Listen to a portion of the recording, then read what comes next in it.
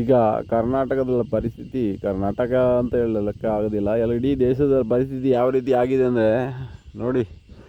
ರೈತ ಉತ್ತು ಮಡಗಿದ್ದಾನೆ, ಹೊಲವನ್ನು ಉತ್ತು ಮಡಗಿದ್ದಾನೆ, ಆಕಾಶ ನೋಡುವಂಥ ಪರಿಸ್ಥಿತಿ ಆಗಿದೆ ಮೇಲೆ. ಮಳೆ ಬರ್ತಾ ಇಲ್ಲ. ಮಳೆ ಇಲ್ಲದೆ ಹೋದರೆ ರೈತನ ಗೋಳು ಯಾವ ರೀತಿ ಆಗ್ತದೆ ಅಂದರೆ ಚಿಂತಾಜನಕವಾಗಿರ್ತದೆ ಅಷ್ಟೇ.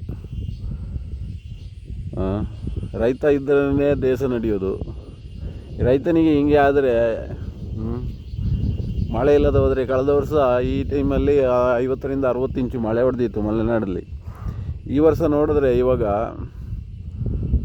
ಕಮ್ಮಿ ಅಂದರೆ ಒಂದು 10ರಿಂದ 16 ಇಂಚು ಮಳೆ ಹೊಡೆದಿರ್ಬೋದು. ಅದು ಒಂದೊಂದು ಭಾಗದಲ್ಲಿ ಒಂದು 5 ಇಂಚು ಹೊಡೆದಿದೆ.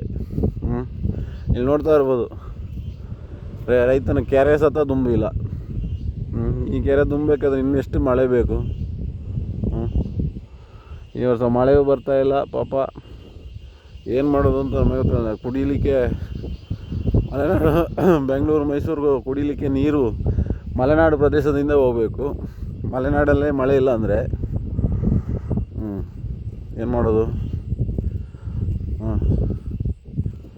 ಸರ್ಕಾರ ಏನಾದರೂ ಕ್ರಮ ಕೈಗೊಂಡ್ರೆ ಒಳ್ಳೆಯದು. ಇಲ್ಲದಿದ್ದರೆ ಮುಂದಿನ ದಿನಗಳಲ್ಲಿ ಮಳೆ ಬರದೆ ಹೋದರೆ ಭಾಳ ಇಕ್ಕಟ್ಟಿಗೆ ಸಿಲುಕುವಂಥ ಪರಿಸ್ಥಿತಿ ಬರ್ತದೆ.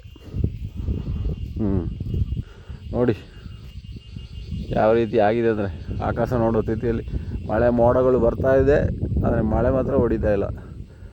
ಇದೇನೋ ಸ್ವಲ್ಪ ಇವಾಗ ಸಾಯಂಕಾಲ ಮೋಡ ಥರ ಕಾಣ್ತಾ ಇದೆ. ಮಧ್ಯಾಹ್ನ ಹೊತ್ತು ಒಳ್ಳೆ ಬಿಸಿಲು ಕಾಯ್ತಾ ಇದೆ. ಈ ರೀತಿ ಆಗ್ತಾಯಿದೆ ಮಲೆನಾಡು ಪ್ರದೇಶದಲ್ಲಿ.